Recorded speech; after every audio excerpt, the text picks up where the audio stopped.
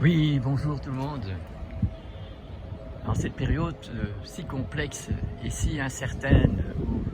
planifier même un voyage ou planifier une activité en groupe est carrément plus possible, il faut bien analyser la différence entre la collectivité elle-même, duquel on ne sait pas se départager,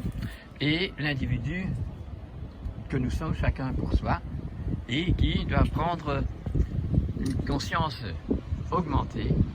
puisque il faut tenir bon moralement, mentalement, psychologiquement. Il faut rester dans le plein d'espoir que l'humanité s'éveille et que nous-mêmes nous restons dans cet éveil, si on a commencé, que nous devons en même temps observer la problématique qui se passe dans cette collectivité, qui influence toute la mobilité de notre peuple chez nous, mais aussi de tous les peuples sur le monde entier. Donc nous savons que la problématique collective, c'est que nous avons une pandémie de l'activité, une pandémie des absurdités que nous avons laissées évoluer sur cette planète. Je dis des absurdités, mais en même temps, il faut bien remarquer que les absurdités ne sont pas considérées comme absurdes, puisqu'elles sont magnifiques, elles sont brillantes, elles sont dans cette technologie, et on est aveugle aux effets du hardware derrière ça, aux effets de la perte de concentration de chacun, la perte d'évolution de sa propre manière d'être, puisque quand depuis tout petit on travaille avec un ordinateur, eh bien nous avons désappris à écrire convenablement sur notre cahier. Donc le cahier était certainement quelque chose qui a été magnifique, le tableau aussi, et avec des craies, permettait donc d'effacer et d'avoir donc très peu de pertes économiques, si vous voulez. Mais voilà, maintenant tout se passe d'une façon virtuelle, et l'homme n'est pas fait pour être virtuel. Il peut être spirituel, mais il ne doit pas être virtuel. Mais bon, difficile dans le contexte dans lequel nous sommes arrivés, où tout est digitalisé, et que tout ce qui était analogue et qui était encore une bonne transition, puisque quand c'est analogue, c'est encore dans une logique biologique, tandis que maintenant, on a dépassé tout ça. Donc nous voyons que tout ce qui est objectif, tout ce qui est naturel, tout ce qui est dans la biologie, devient interdit. Donc la façon dont nous sommes gérés au niveau de toute notre communauté, planétairement, est digitale. Et donc, nous voyons que ce qui est organique, ce que nous pouvons voir au niveau de la biologie, n'est plus considéré comme corrompu quand on voit comment les exploitations animaux, les exploitations de nos végétaux continuent à être, et ça sous le couvert de nos légiférants qui ont légiféré comme ces animaux maltraités, ben, s'ils ont un chip dans leur encolure ou s'ils ont dans leur oreille une perforation avec un numéro, eh bien ils sont bien, on peut les tracer et donc tout va bien. Mais donc nous avons légiféré tout ce qu'il ne fallait pas, puisqu'on aurait dû justement faire la chose, c'est qu'aucune production où nous avons une monoculture, nous n'avons qu'une sorte d'animaux ou qu'une sorte de plantes ne peuvent pas permettre d'avoir une santé pour les gens qui vont consommer, parce qu'ils sont des consommateurs alors et pas des connaisseurs qui se permettent de manger ces choses qui sont néfastes pour la formation et la continuité de la biologie des corps de tous nos humains et de tous nos animaux qui sont là. Donc nous devons nous rendre compte de ça pour commencer à découvrir comment pourrons-nous retrouver le décor que nous avons dans le terroir où nous habitons, et pour faire réaliser de nouveau ce que ce terroir peut donner de sain, de beau qui donne la bonne santé. Nous devons donc partir de l'idée que nous continuons avec le TGV et avec le Titanic dans lequel nous sommes, pour s'arrêter à tout plein de petites îles sur cette terre et à chaque île, à chaque îlot, donner l'occasion de s'épanouir. Donc changer toute la façon de penser au niveau de la collectivité. Nous devons en tant qu'individus essayer de recréer là où nous sommes un amour avec l'endroit de la planète où nous sommes et de pouvoir recommuniquer, réunifier tous les animaux qui sont de cette région et qui doivent vivre ensemble dans des communautés où il n'y a pas de monoculture et pas de grande exploitation, puisque ça peut être convaincu, on doit être maintenant pas convaincu, mais bien conscient que ça ne nous permet pas de rester dans une bonne santé et que nous ne pouvons pas avoir une bonne immunité si nous continuons de cette façon. C'est un vraiment besoin d'observer la situation dans laquelle nous sommes de façon objective et de voir avec plein d'espoir comment nous pouvons faire. Mais pas de faux espoirs, parce que si on ne change pas notre attitude envers la vie et envers le futur, si nous ne nous mettons pas vraiment à nous repentir de ce qui s'est passé et à nous investir pour les générations qui vont venir, ben nous sommes à la fin de la possibilité d'avoir des humains en bonne santé ici, et nous ne pourrons jamais avoir des gouvernants sains si le peuple ne montre pas que lui est plus attaché à sa valeur spirituelle et à sa valeur tellurique de cette planète. C'est par nous, chacun individuellement, si nous faisons de cette étape, nous allons nous reconnaître et nous solidariser avec un plus grand nombre, et alors nous pourrons choisir les maîtres de cette application-là, de cette façon d'attitude de respect de la vie, pour faire de ce monde de nouveau une possibilité de cohabitation saine avec les plantes, les animaux et toute la planète dans une pollution beaucoup amoindrie. Merci. Machiavelli, que vous vous rappelez de ce Machiavelli, c'est un grand philosophe quelque part, et lui il avait bien compris la politique, et il doit savoir, quand on est dans la politique, que nous avons donc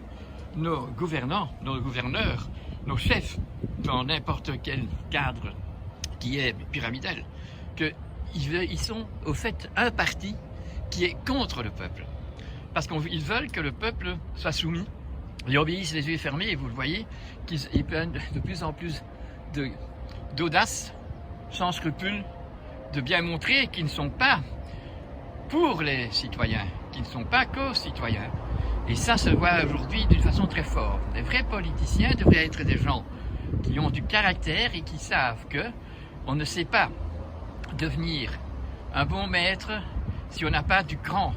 et qu'on n'est pas relié à notre but existentiel, à notre incarnation de faire du bien ici. Si on n'a pas fait cette étape-là,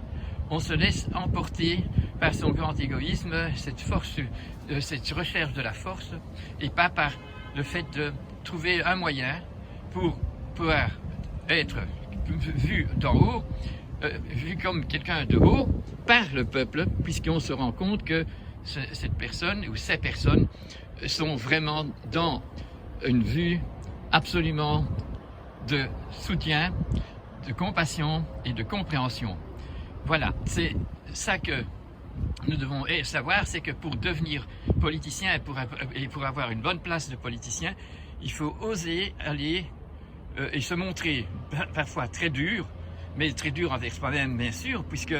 en devant gérer tous les autres politiciens et tout le peuple qui est en colère, il faut une force terrible de caractère, et ce caractère on doit le former. On vient sur terre avec un tempérament, et si on a des bons éducateurs, et si on se laisse bien éduquer, nous formons notre caractère. Et on ne dit pas un caractère hypersensible ou hypersensible, non, il forme son caractère, et à chaque expérience qu'il a vécue, il a grandi, et alors il peut prendre une place, parce qu'on va le chercher, ce sage qui est fort et qui veut travailler dans la tempête, et qui ne fait pas semblant, qui ne se met pas dans des positions de protectionnisme pour lui-même. Donc, Machiavel démontre qu'une société humaine devrait être organisée comme Rudyard Kipling nous a expliqué dans le livre de la jungle et Baden-Powell dans l'éducation de la société humaine. C'est-à-dire il n'y a pas de dominant, il n'y a pas quelqu'un de nommé pour un long terme à chaque occasion, dans chaque conflit, à chaque fois qu'il y a une difficulté, on va reconnaître celui qui est capable, et c'est celui qui est capable qui va prendre la place de l'organisateur, en tenant donc toujours compte du groupe. C'est pour le groupe que c'est comme ça, et donc à chaque fois, donc c'est pas de la dominance, c'est de la reconnaissance de qualité et de caractère qui permet de prendre une place de dirigeant, et le peuple, donc le groupe, est tout heureux parce qu'on a choisi, donc il y a une entente de respect et de prise en charge qui se remet en question à chaque fois qu'il y a un problème. Comme je vous l'ai déjà expliqué dans les précédentes vidéos, le corps humain de Homo sapiens, peut-être devenant sapiens, répond physiologiquement tout à fait comparable au fonctionnement physiologique de l'homme. Hein, donc diurne, donc les veines de la thyroïde et de la glande surrénale au matin. Alors par contre, le mental de l'homme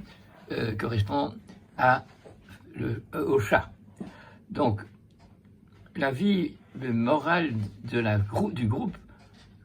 de la meute, est également très en similitude avec celle de la meute. Donc la meute, c'est une famille. Et la meute est solidaire et n'a pas d'alpha qui sont dominants. Ils sont tous reconnus pour ce qu'ils font et ce qu'ils savent bien dans la crise dans laquelle le parcours les amène. Mais évidemment, comme ils sont cohérents, comme ils sont unanimes, comme ils sont vraiment dans la solidarité, il y a des choses qui ne peuvent pas se passer.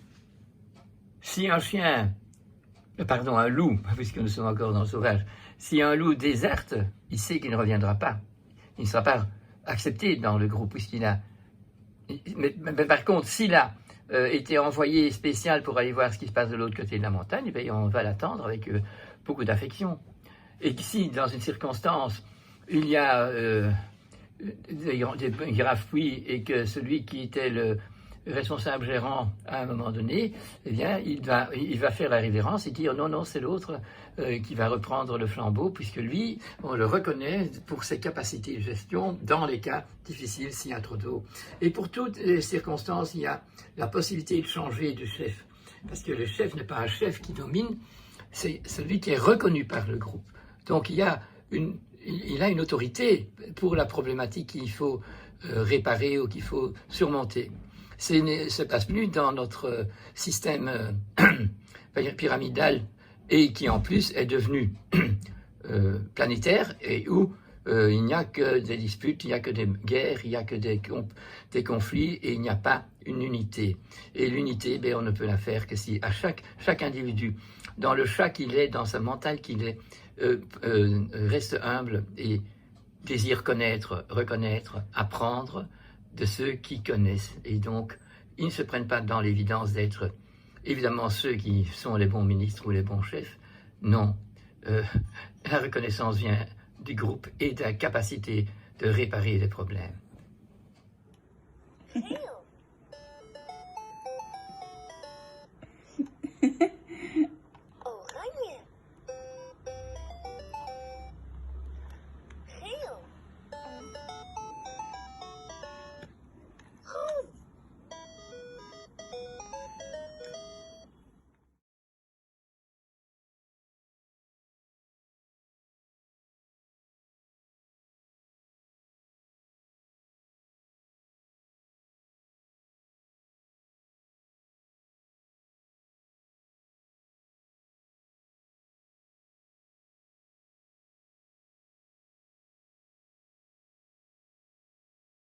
Les petits enfants, que c'est merveilleux.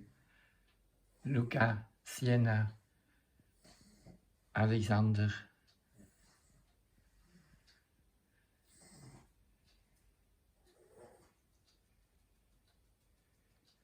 Nina la dernière,